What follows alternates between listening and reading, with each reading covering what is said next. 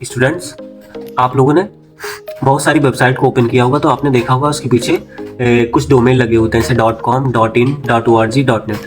अब ये डोमेन क्या होते हैं, आज हम इसके बारे में बात करते हैं और लास्ट में ये अलग अलग क्यों होते हैं। तो सबसे पहले हम लोग समझते हैं डोमेन क्या होता है। डोमेन किसी वेबसाइट का एक पता होता है, एक एड्रेस होता है, एक जगह होती है जहाँ पे वो वेबसाइट होती है, ठीक है। और बेसिकली ये वेबसाइट को याद करने का एक तरीका भी होता है। तो जो देखा होगा आपने बहुत सारी वेबसाइट, उसके आगे .com लगा होता है। तो सबसे पहले हम लोग समझते हैं .com होता क्या है। तो com का मतलब होता है कॉमर्शियल।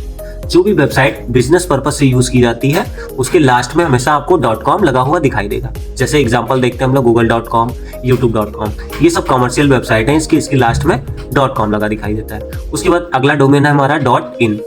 इन का मतलब होता है इंडिया।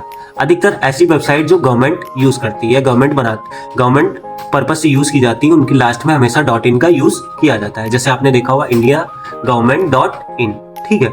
तो जितनी भी गवर्नमेंटेड साइट है उनके लास्ट में .in लगा दिखाई देता है। अगर कोई अमेरिका की वेबसाइट है तो उसके लास्ट में दिखाई देगा .USA, .UK ऐसे करके, ठीक है। फिर अगला हमारा डोमेन है .org।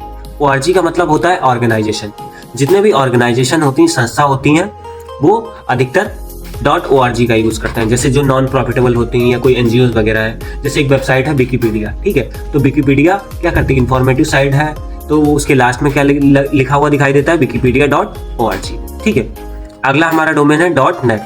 तो नेट का मतलब होता है नेटवर्किंग। जो वेबसाइट नेटवर्किंग करती है, मतलब नेटवर्किंग पर्पज से बनाई जाती है, उनके लास्ट में हमेशा .net दिखाई देता है। जैसे आपने देखा होगा फेसबुक किसकी कंपनी है, मेटा, ठीक है। तो मेटा का ही इंस्टाग्राम है। तो इंस्टाग्राम से रिलेटेड आपको थ्रेड दिखाई देता है। आप इंस्टाग्राम में जैसे ही जाओगे तो उसमें आप थ्रेड में भी जा सकते हो। तो थ्रेड क्या है, नेटवर्क से जुड़ी हुई है, तो इसलिए उसको .net से बताया जा सकता है, ठीक है। .net उसकी वेबसाइट के लास्ट में लगा हुआ होता है, ठीक है। तो ये हमारे कुछ डोमेन के नाम है। आई होप आप सबको समझ में आया होगा। Thank you.